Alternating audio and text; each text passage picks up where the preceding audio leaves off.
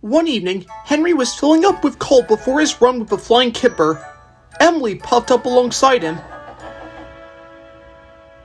"You sure need a lot of coal, Henry." "Indeed I do.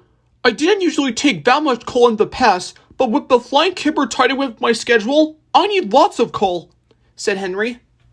And he set it off to Brendam Docks.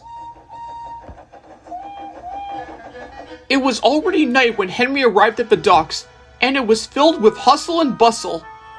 Henry waited as Salty shunted the vans into the position.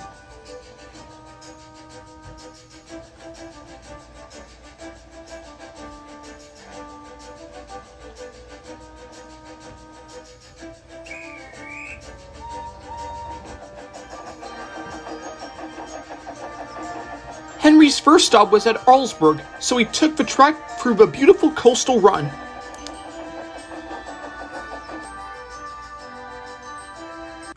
Before Timoth Bay, there was a sharp bend. The engines usually go slowly when they go around it. However, when it's nighttime, they get really worried. Henry came to the bend and began to slow down. He was careful not to derail himself or his cars. He eventually went his normal speed when it was all over.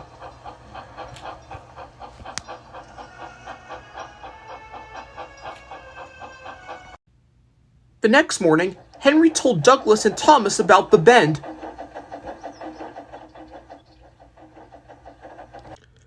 "I have to help Percy with the mail tonight," said Thomas. "Hopefully I won't have to take that bend." "Oh, it's only a bend," said Douglas.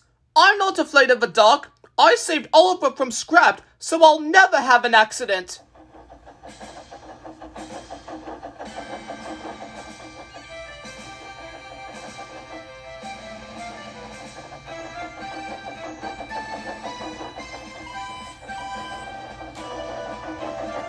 Later that day, Douglas arrived at Haltraw, where Sir Topham Hatt was waiting there for the Scottish engine.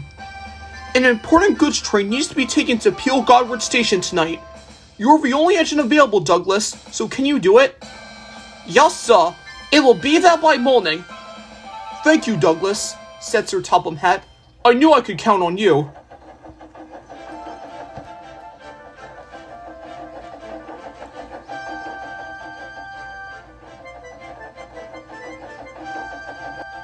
The goods train was at Arlesburg Harbor, where boats transferred goods for Duck's branch line. Once Douglas arrived, he was coupled up, and he set off into the night.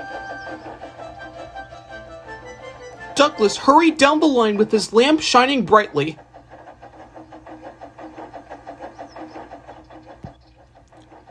But the points were set towards Timoth Bay. That meant Douglas had to go around the bend, and all of a sudden, there was trouble.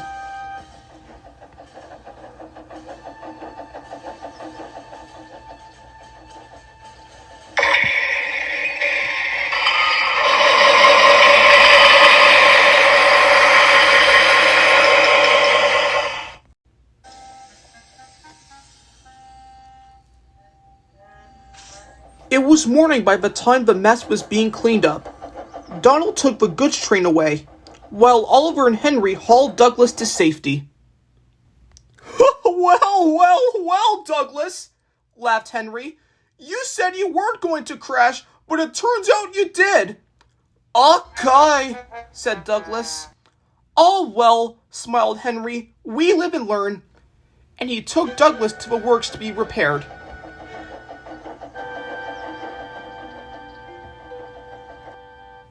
It wasn't long before Douglas returned home, and whenever he went around the bend again, he went really slowly, because he didn't want to have an accident like that ever again.